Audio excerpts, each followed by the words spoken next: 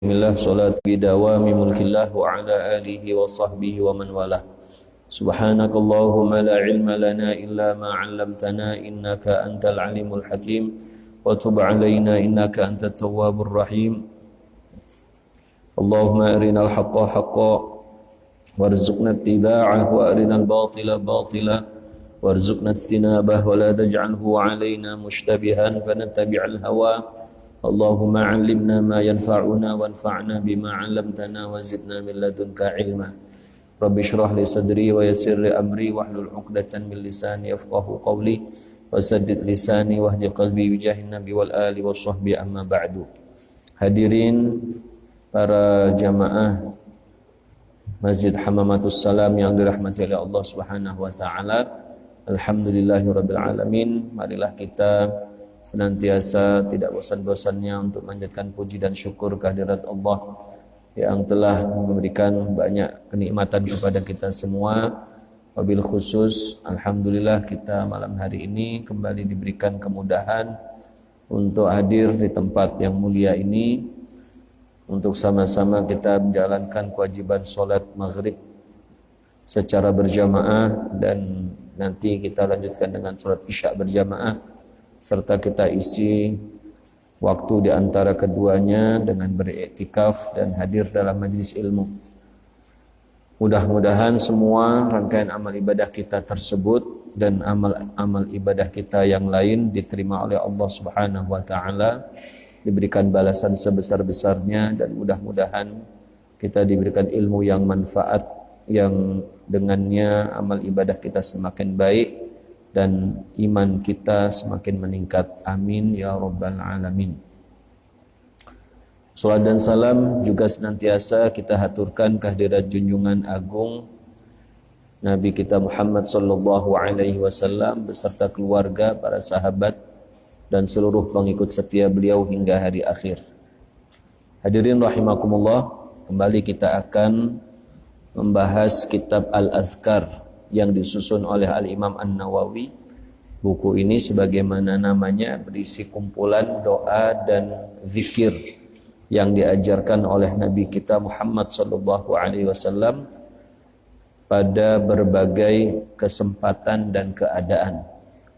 Pada kesempatan malam hari ini kita akan melanjutkan pembahasan kita, dan kita akan masuki pembahasan tentang zikir dalam perjalanan atau zikir bagi para musafir. Bismillahirrahmanirrahim. Qala al-muallif rahimahullahu taala wa nafa'ana bihi wa bi'ulumihi fid dharaini amin. Pengarang kitab Al-Imam An-Nawawi rahimahullahu taala berkata, Kitabu Azkaril Musafir, bab zikir-zikir bagi seorang musafir. Hadirin rahimakumullah, jadi musafir ini tentu salah satu keadaan yang kita semua pernah mengalaminya, dan di dalam keadaan musafir ini Rasulullah sallallahu alaihi wasallam telah mengajarkan berbagai adab-adab, berbagai tata cara agar perjalanan safar kita menjadi berkah dan apa yang kita hajatkan dikabul oleh Allah Subhanahu wa taala. Tetapi perlu diingat di sini bahwa safar di zaman Rasulullah sallallahu alaihi wasallam tentu berbeda sekali dengan keadaan safar atau perjalanan kita di zaman modern ini, di mana di zaman Rasulullah sallallahu alaihi wasallam biasanya seseorang melakukan safar atau perjalanan jauh itu memakan waktu berhari-hari, bahkan mungkin berbulan-bulan. Ya, sekali perjalanan bisa berbulan-bulan. Bisa kita gambarkan, ya. Misalnya hadirin, di zaman itu seseorang kalau melakukan perjalanan, misalnya menggunakan unta sebagai kendaraan yang umum di zaman itu, perjalanan satu hari dengan unta itu rata-rata sekitar 40 sampai 50 km per hari. Jadi biasanya berjalan dari pagi, ya setelah subuh sampai maghrib seperti ini, ya, karena mereka berjalan di waktu keadaan sudah terang, ya, sehingga lebih aman, lebih nyaman, ya. Kalau malam tentu keadaannya lebih mungkin mengkhawatirkan, ya, menakutkan dan lain sebagainya, ada hewan buas atau ada orang-orang yang mengganggu. Jadi mereka perjalanan itu rata-rata umumnya adalah pada siang hari. Kecuali kalau darurat, ya memang kadang-kadang malam hari. Sebagaimana perjalanan Rasulullah SAW ketika hijrah, ya, beliau malam hari pun melakukan perjalanan, ya, kecuali sedikit beliau istirahat sehingga ya, tapi jarang, ya, karena keadaan tidak memungkinkan kalau perjalanan di malam hari. Nah, oleh karena itulah misalnya hadirin, ya, kita mau perjalanan ke Jakarta, jarak mungkin dari sini sekitar 300-an kilo mungkin, ya, kalau di zaman atau 600-an kilo, ya. Di zaman itu mungkin ditempuhnya 600 kilo adalah sekitar 12 hari sampai 15 hari mungkin, ya. Tapi di zaman ini hanya ditempuh dalam waktu kurang dari 1 hari, ya, karena transportasi yang sudah sangat modern. Nah, di dalam karena kondisi perjalanan seperti itulah, maka nanti akan kita lihat hadirin bahwa memang tata cara atau adab-adab dalam safar di zaman itu mungkin agak berbeda dengan di zaman kita, ya. Misalnya nanti akan kita lihat di sini di antara adab-adabnya adalah seorang kalau mau musafir mempersiapkan bekal yang cukup, ya, segala macam, kemudian semua kebutuhan di perjalanan, ya, itu dipersiapkan dengan baik. Nah, tetapi di zaman ini mungkin orang tidak banyak memikirkan itu, ya, karena perjalanan bisa ditempuh dalam waktu singkat dan kebutuhan-kebutuhan bisa dicari di tengah jalan. Baik, kita langsung akan baca dari kitab ini. I'lam annal adhkar allati tustahabbu lil hadir fil laili wan nahar wa ikhtilafil ahwal wa ghairi dzalika mimma taqaddam tustahabbu lil musafiri aidan. Ketahuilah bahwa zikir-zikir yang dianjurkan bagi seseorang yang hadir atau yang tidak pergi, ya, yang ada di tempatnya, di rumahnya, baik pada malam atau siang hari, dan semua pergantian suasana dan keadaan seperti yang telah disebutkan sebelumnya juga dianjurkan bagi musafir.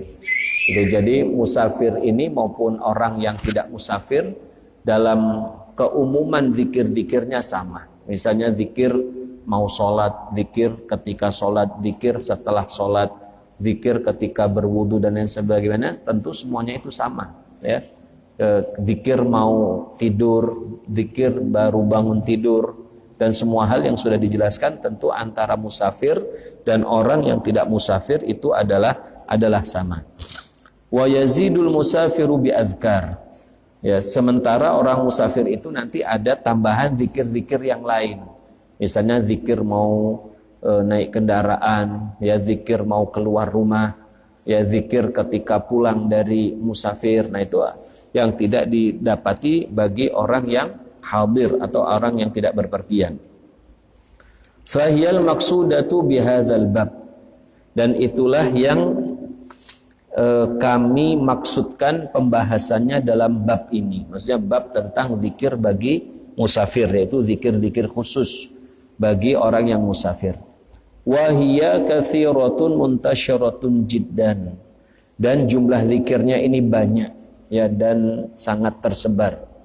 Wa ana akhtasiru maqasidaha insyaallah, dan saya akan menyebutkan secara ringkas yang pokok-pokoknya dari zikir-zikir bagi musafir.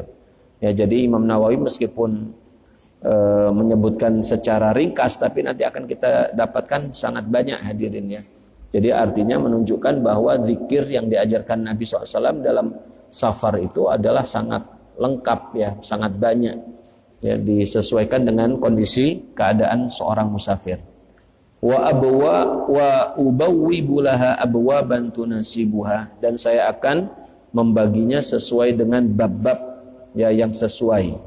Musta'inan billahi ta'ala mutawakkilan alaih, ya, sambil memohon pertolongan dan tawakal kepada Allah. Nah, ini mulai menyebutkan pembahasan pertama, babul istikharati wal istisyarah. Bab meminta atau melakukan istikharah dan meminta pendapat atau musyawarah kepada orang lain sebelum bepergian. I'lam annahu yustahabbu liman khatara bi balihi safar an yushawira fihi man ya'lamu min halihi an-nasihah wasyafaqah wal khiyarah.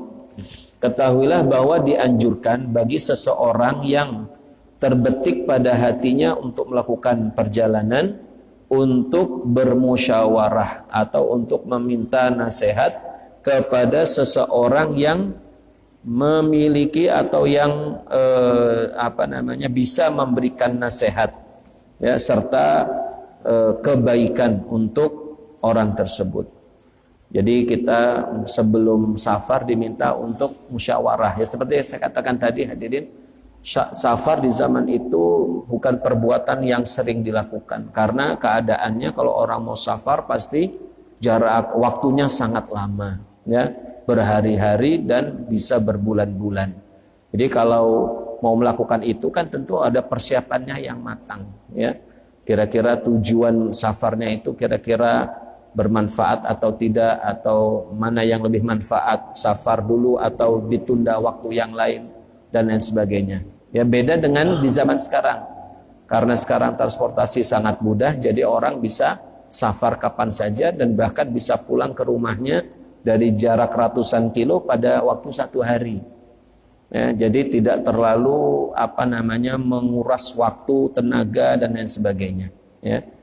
Nah, jadi dari sini pun kita bisa lihat orang ketika mau safar di zaman ini tidak banyak yang musyawarah, ya. Mungkin dia ada rencana tertentu langsung berangkat, bahkan kadang-kadang mendadak. Kalau dulu pasti musyawarah dulu. Ya, pesan sama keluarga dekatnya, bahkan nanti akan disebutkan, ya, berwasiat segala macam. Ya, karena memang suasananya lain. Wa yathiqu bidinihi wa ma'rifatihi, ya, bertanya kepada seseorang yang dipercaya dalam agama dan pengetahuannya. Qala Allah Ta'ala wa syawirhum fil amr. Allah berfirman, dan mintalah musyawarah dalam semua perkara. Wa dalailuhu katsirah. Dalil mengenai musyawarah ini ada banyak. Wa idza syawara wa dhahara annahu maslahatun, dan jika ia telah bermusyawarah dan tampak dalam pandangannya bahwa safarnya itu memberikan sebuah kemaslahatan dan kebaikan, istakharallaha subhanahu wa ta'ala fi dzalik. Selanjutnya dia melakukan salat istikharah, memohon petunjuk kepada Allah. Jadi ini ada dua hal, hadirin. Ada yang namanya musyawarah, ada yang namanya istikharah. Kalau musyawarah atau istisyarah itu kita minta pendapat sesama manusia. Kalau istikharah kita minta pendapat dan petunjuk dari Allah Subhanahu wa Ta'ala. Jadi di sini pertama Al-Imam An-Nawawi mengarahkan pertama-tama kita kalau mau safar, ya, kita musyawarah, kita minta pendapat sesama manusia dulu, orang-orang yang kita percaya. Ya, orang-orang yang bisa memberikan nasihat yang baik, bisa mengarahkan yang baik. Setelah kemudian dia bermusyawarah, jangan lupa juga melakukan istikharah, minta petunjuk kepada Allah supaya lebih yakin dalam perjalanannya tersebut. Ya. Fa shalla rak'ataini min ghairil fariidah wa da'a bi du'ail istikharah alladzi qaddamnahu fi babi. Pelaksanaan salat istikharah seperti yang sudah disebutkan, yaitu melaksanakan salat 2 rakaat di luar salat fardu. Jadi sholat sunnah apa saja boleh. Jadi sholat istikharah itu tidak mesti sholat khusus 2 rakaat kita sholat istikharah, tidak mesti begitu. Jadi istikharah itu bisa kita gabungkan pada sholat-sholat sunnah yang lain, ya, yang 2 rakaat misalnya ba'diyah maghrib atau qobliyah, sholat duha, sholat tahajud, ya, sholat yang lainnya juga bisa, ya. Inti dari istikharah itu, hadirin, adalah pada doa yang dipanjatkan setelah sholat. Ya, jadi dia sholat, ya sholat itu kan berarti dia menyambungkan dirinya kepada Allah, menghubungkan dirinya kepada Allah dengan sholat. Misalnya dia sholat ba'diyah maghrib, sekaligus niat istikharah. Dia niat sholat, sudah selesai sholat, lalu doa istikharahnya dibaca setelah selesai sholat. Itulah yang kemudian disebut dengan doa sholat dan doa istikharah. Ya. Doa istikharah tentu sudah ya disebutkan oleh Rasulullah SAW. Doanya cukup panjang. Allahumma inni astakhiruka bi'ilmika wa astakdiruka biqudratika, ya, dan seterusnya. Ya, intinya dia minta petunjuk kepada Allah. Kalau perjalanan ini adalah baik untuk dirinya, untuk agamanya, untuk dunianya, maka mudahkanlah urusannya. Tapi kalau perjalanan ini ternyata adalah sesuatu yang buruk menurut Allah bagi diri orang itu, bagi agama dan dunianya, maka hendaklah minta agar dibuat tidak jadi, ya, dibuat tidak berangkat dan digantikan dengan sesuatu yang lebih baik. Nah, itu inti daripada istikharah, yaitu meminta pendapat dan musyawarah kepada Allah Subhanahu wa taala. Wa dalilul istikharati al haditsul mutaqaddim an sahihil Bukhari. Dalil mengenai sholat istikharah adalah hadis yang sudah disebutkan dahulu, yaitu diriwayatkan oleh Imam Bukhari. Jadi dalil istikharah ini hadirin secara singkat, para sahabat mengatakan Rasulullah SAW itu mengajari kami sholat istikharah sebagaimana mengajari kami ayat-ayat dalam Al-Quran. Jadi maksudnya adalah Rasulullah SAW itu sangat menggiatkan, sangat memotivasi umatnya ini untuk melakukan sholat istikharah dalam semua perkara. Ya, bahkan dalam urusan-urusan kecil juga tidak ada masalah, hadirin. Jadi istikharah itu nggak mesti misalnya kita punya urusan besar yang kita perlu bimbingan khusus, petunjuk khusus. Tidak, tapi kita bisa istikharah dalam semua hal-hal termasuk perkara-perkara kecil. Ya, bahkan para ulama juga mengarahkan kita pun dianjurkan untuk istikharah untuk perkara-perkara yang sifatnya umum. Jadi istikharah itu nggak mesti ada masalah khusus, ada hal tertentu yang kita hajatkan lalu kita istikharah. Nggak mesti harus begitu. Tapi kita dengan urusan umum, makanya banyak ulama yang setiap hari istikharah. Ya, setiap hari istikharah itu yang dikenal dengan istikharah umum. Jadi setiap pagi misalnya sholat istikharah dibarengkan dengan sholat yang lain, lalu memohon petunjuk kepada Allah. Kalau pada hari itu dihadapkan sebuah perkara yang memerlukan keputusan dari Allah, bimbingan dari Allah, mohon diberikan petunjuk langsung. Nah, itu fadilahnya, ya, fadilahnya sebagaimana disebutkan para ulama. Kalau kita membiasakan istikharah dalam perkara-perkara kita, dalam semua urusan kita yang besar maupun yang kecil, itu nanti ketika pada waktunya kita sehari-hari ya sedang menghadapi berbagai persoalan, itu Allah SWT akan langsung mengilhamkan kepada kita meskipun kita sebelumnya belum istikharah. Begitu. Jadi ketika kita mendadak ada perkara yang kita hadapi dalam sehari-hari yang memerlukan keputusan-keputusan tertentu, Allah itu akan mengilhamkan kita langsung manakah pilihan yang baik menurut Allah Subhanahu wa taala. Itu fadilah atau hikmah dari seseorang kalau membiasakan setiap hari beristikharah kepada Allah Subhanahu wa taala. Jadi sekali lagi, istikharah sebagaimana dulu sudah kita bahas, tidak mesti untuk perkara-perkara khusus, perkara-perkara tertentu, tidak mesti perkara-perkara besar, ya. Dulu para sahabat diajari istikharah dalam berbagai hal. Seperti Rasulullah mengajari para sahabat itu berbagai macam ayat untuk dihafal dan diamalkan. Ya, jadi istilahnya intensitas istikharah para sahabat itu tinggi. Ya, banyak yang beliau lakukan. Waqad qaddamna hunaka adab hadzal du'a, dan kami telah sebutkan dalam babnya dahulu adab-adab atau tata cara melaksanakan doa dan salat istikharah ini. Ya, wasifatu hadis shalah. Ya. Selanjutnya bab kedua, pembahasan kedua. Jadi yang pertama adab kita kalau mau safar, musyawarah dan istikharah, ya, minta pendapat manusia, musyawarah dan minta bimbingan dari Allah, petunjuk dari Allah melalui istikharah. Ini yang pertama. Selanjutnya, babu azkarihi ba'da istiqrari azmihi 'ala safar. Bab zikir-zikir, bacaan-bacaan zikir ya yang hendaknya dia baca setelah dia sudah punya tekad yang kuat untuk safar. Jadi dia sudah musyawarah, sudah istikharah, mungkin dihasilkan petunjuknya adalah melakukan safar. Nah, ini sudah siap ya. Sudah istilahnya sudah punya niat yang kuat untuk safar. Maka ada adab-adab yang perlu diperhatikan. Fa idza istaqarra azmuhu 'ala safar, apabila seseorang itu telah memiliki tekad yang bulat untuk melakukan perjalanan, falyajtahid, maka hendaklah ia berusaha fi tahsili umurin, untuk melakukan beberapa hal. Minha, diantaranya. Nah, ini adab-adab tambahan ya, sudah mau safar. Yang pertama adalah ayyusiya bima yahtaju ilal wasiyati bih. Hendaklah ia menuliskan wasiat mengenai hal-hal yang penting untuk diwasiatkan. Wasiat itu kan semacam pesan, hadirin ya, semacam pesan yang nanti untuk dilaksanakan kalau seandainya kita meninggal ya.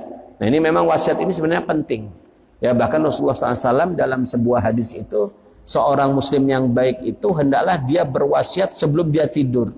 Dia mengatakan seorang muslim itu hendaknya sebelum tidur wasiatnya sudah ada di bawah bantalnya begitu. Karena kita ini kadang-kadang meremehkan hal seperti ini, hadirin. Saya kasih contoh. Kadang-kadang kita punya hutang sama orang ya, kita pikir kan mungkin nggak terlalu besar hutangnya, nggak kita catat, nggak kita kasih tahu orang rumah kita, keluarga kita. Tahu-tahu kalau ada orang mendadak meninggal, hutangnya kan berarti tidak diketahui. Nah, ini kan agak membahayakan. Karena hutang itu kalau kita wafat ya, sementara belum dibayar hutangnya kan akan mengakibatkan hal yang buruk kepada si jenazah. Itu yang pertama, hutang kepada manusia. Begitu juga yang tidak kalah penting adalah hutang kita kepada Allah. Hutang kepada Allah itu maksudnya bagaimana? Ada tanggungan-tanggungan ibadah wajib yang tidak kita lakukan. Misalnya ada orang punya hutang puasa. Ya, ada orang punya hutang puasa atau hutang zakat. Maka kalau seseorang itu meninggal, tentu kan puasa itu masih tertanggung pada diri kita, harus dibayar. Kalau kita meninggal, maka sebenarnya hutang puasa itu masih bisa dilaksanakan oleh keluarga kita. Nabi SAW bersabda dalam sebuah hadis yang sahih, man mata, barang siapa yang meninggal, wa alaihi shiyam, dan dia punya utang puasa, soma anhu waliyuhu, maka hendaklah walinya, maksudnya keluarganya, mempuasakan atas nama orang itu. Jadi kalau misalnya ada orang meninggal punya hutang puasa misalnya 10 hari ya, kalau dia tulis itu pesan, itu wasiat ya, dia kasih tahu kepada keluarganya, nanti kalau memang ternyata dia mendadak meninggal ya, maka keluarganya masih bisa membantu orang ini untuk menyelesaikan urusan-urusannya kepada Allah Subhanahu wa taala. Jadi masih bisa dibantu oleh pihak keluarganya yang masih hidup. Tapi kalau misalnya orang itu tidak menulis hutang-hutangnya kepada Allah, tanggungan-tanggungannya kepada Allah, lalu orang itu mendadak meninggal, terus bagaimana keluarganya mau bayar? Mungkin keluarganya mengatakan, kayaknya dia nggak punya utang puasa, padahal punya. Kalau misalnya keluarganya tahu, dia punya utang puasa, tapi kalau keluarga akan tanya, berapa hari dia utang puasa? Nah, ini kan repot juga kalau nggak tahu. Maka wasiat ini sebenarnya hal yang penting, hadirin, khususnya bagi kita yang punya tanggungan-tanggungan tadi.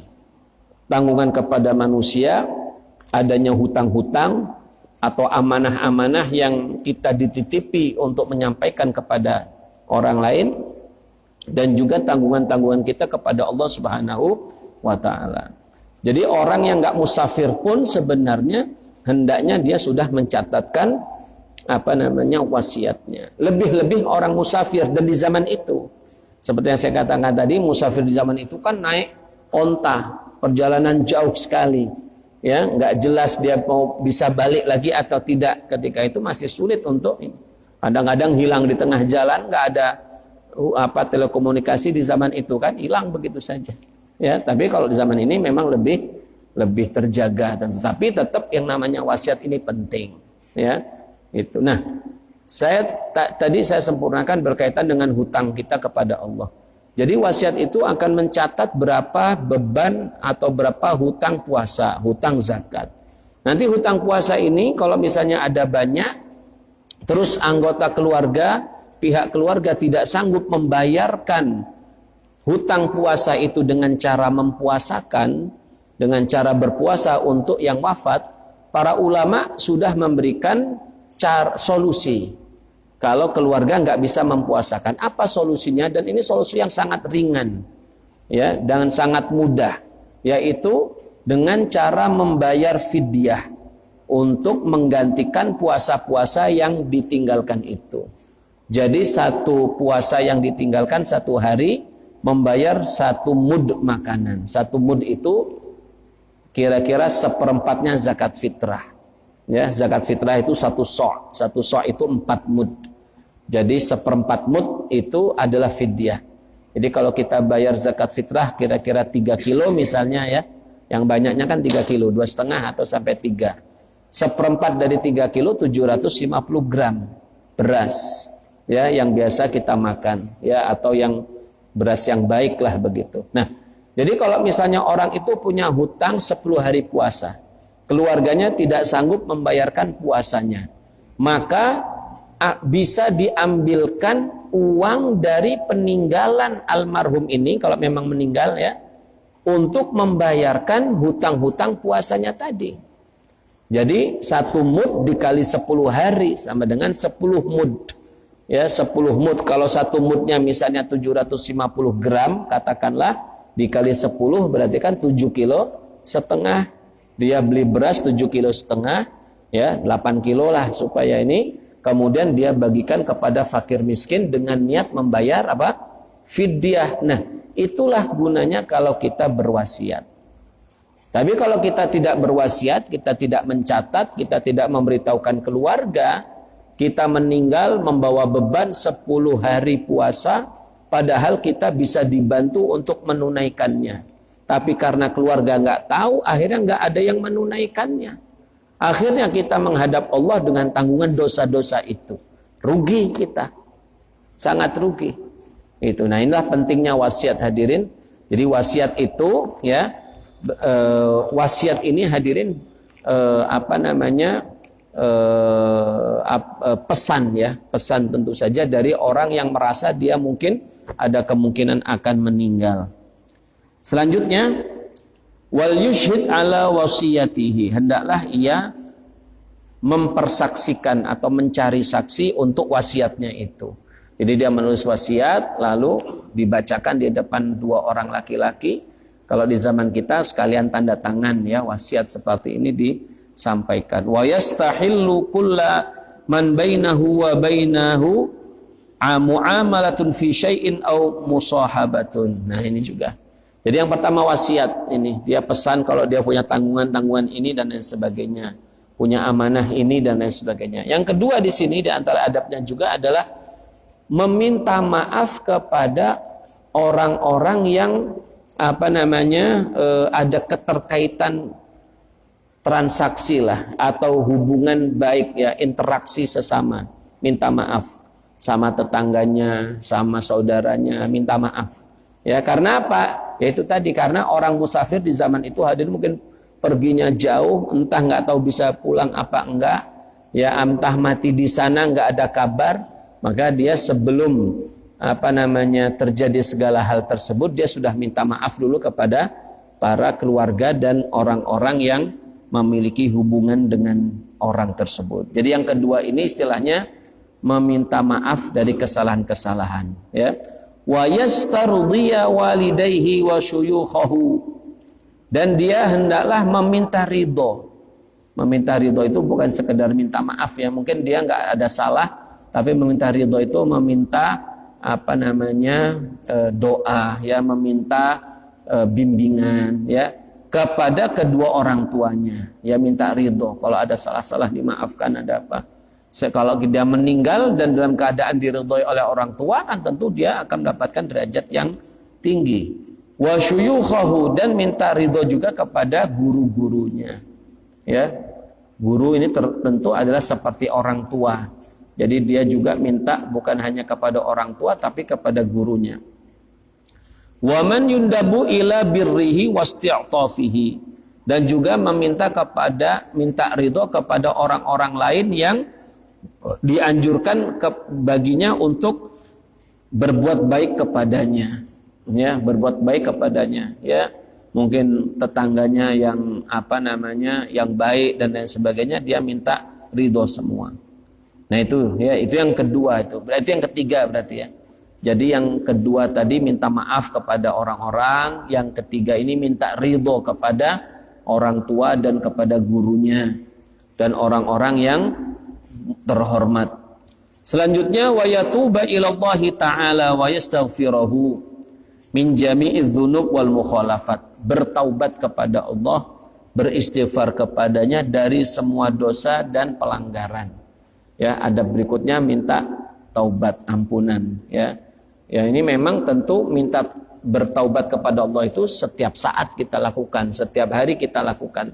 Tapi orang musafir itu lebih memerlukan taubat, ya, karena kalau dia meninggal di tempat yang jauh, ya dia nggak ada yang bisa mengurus urusannya itu.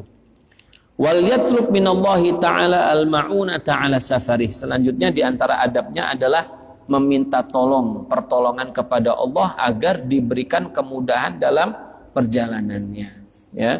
Sekali lagi ini kondisi di zaman dahulu lain sekali dengan sekarang.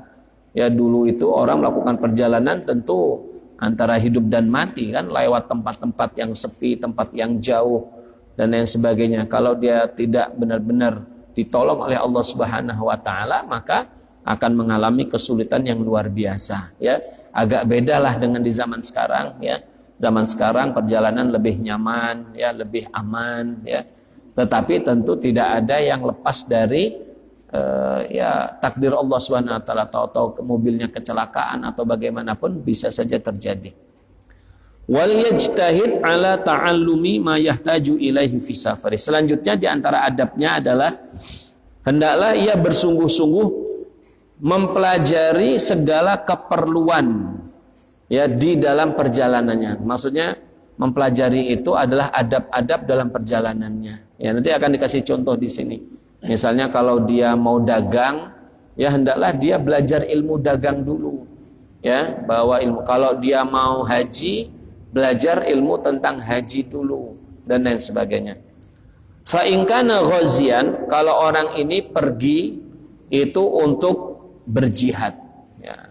Berjihad di zaman itu lain seperti dari sekarang. Hadir jihad di zaman itu juga dari perjalanan jauh, perangnya juga bisa berbulan-bulan, bahkan kadang-kadang bertahun-tahun orang nggak pulang dari jihadnya karena terus ya melanjutkan perjalanan.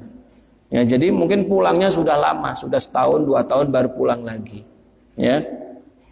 Fa in kana ghazian, kalau orang itu pergi untuk berjihad ke medan peperangan, ta'allama ma yahtaju ilaihil ghazi. Hendaklah ia belajar mengenai apa-apa yang diperlukan oleh seorang mujahid, seorang pejuang. Ya. Min umuril qital, dari hal-hal yang berkaitan dengan pertempuran. Maksudnya ya bukan hanya ahli bertempur, ya, tetapi adab-adab bertempur. Misalnya dalam Islam itu adab-adab bertempur, tidak boleh membunuh anak-anak, tidak boleh membunuh perempuan, tidak boleh membunuh orang tua, tidak boleh membunuh pemuka agama lain, nggak boleh dibunuh, ya. Tidak boleh menghancurkan rumah, menghancurkan pohon-pohon kecuali memang diperlukan. Itu adabnya luar biasa dalam Islam. Jadi nggak boleh sembarangan hancur gitu, nggak boleh di dalam Islam. Kalau rumah itu memang membahayakan, perlu dihancurkan, baru dihancurkan. Kalau tidak boleh. Itu Islam, ya. Nggak boleh cabut pohon, ya. Nggak boleh cabut pohon sembarangan kecuali diperlukan. Nggak boleh sembarangan bakar-bakar. Masya Allah, ya. Adab dalam Islam ini luar biasa, ya. Wadda'awat, begitu juga doa-doa selama peperangan. Mau perang, ketika perang, setelah perang, ada zikir-zikir, ada doa-doa. Ada bab di sini yang berkaitan dengan mujahid itu. Wa umurul ghanaim, dan hal-hal yang berkaitan dengan pembagian harta rampasan perang. Ya, di zaman itu kalau kita perang dapat harta rampasan, maka dibagikan sesuai dengan syariat. Bagaimana cara membaginya, ya? Mana yang hak kita, mana yang bukan hak kita. Wa ta'dhimi tahrimil hazimah, dan mengingat betapa beratnya, betapa besarnya keharaman kekalahan di dalam perang. Nah ini, kaum muslimin itu hadirin, kalau perang aslinya nggak boleh kalah. Kalau kalah itu ya memang tentu buruk ya.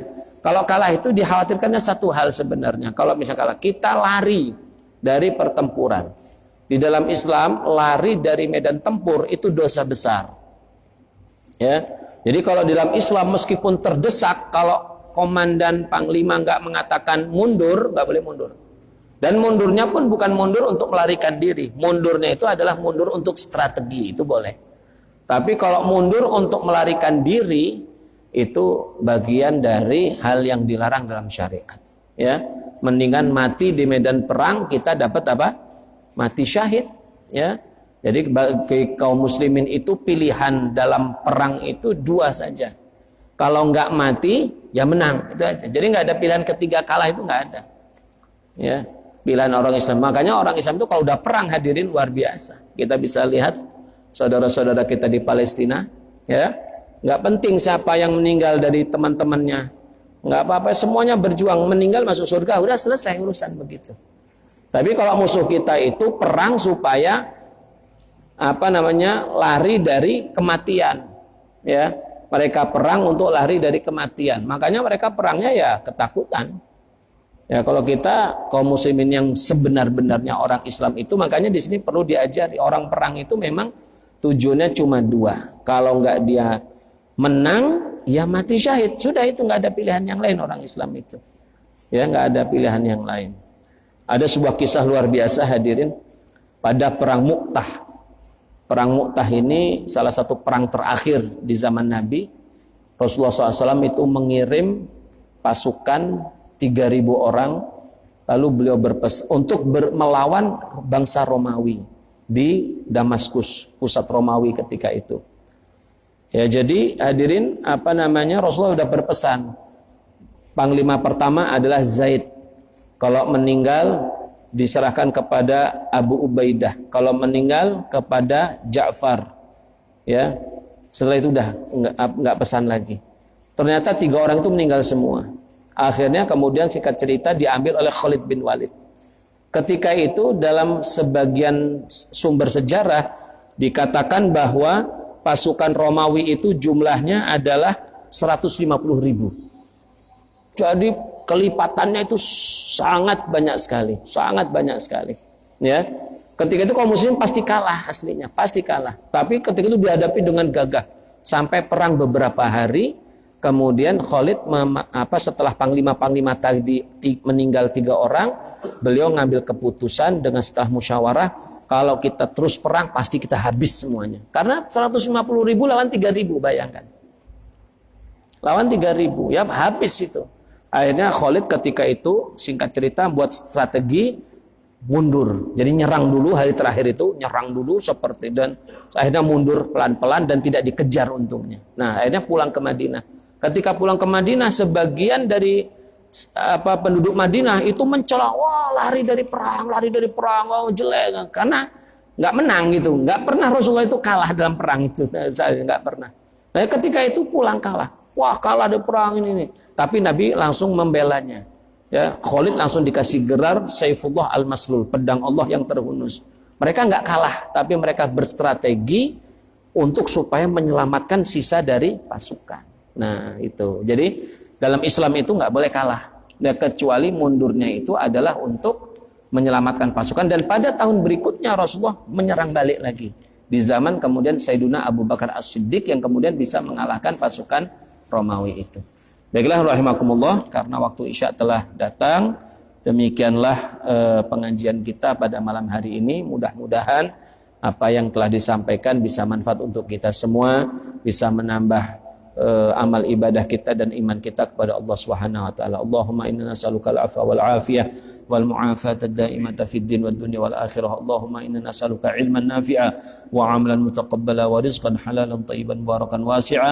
Wa sallallahu ala sayidina Muhammadin nabiyil ummi wa ala alihi washabihi ajmain walhamdulillahi rabbil alamin. Sirrul Fatihah.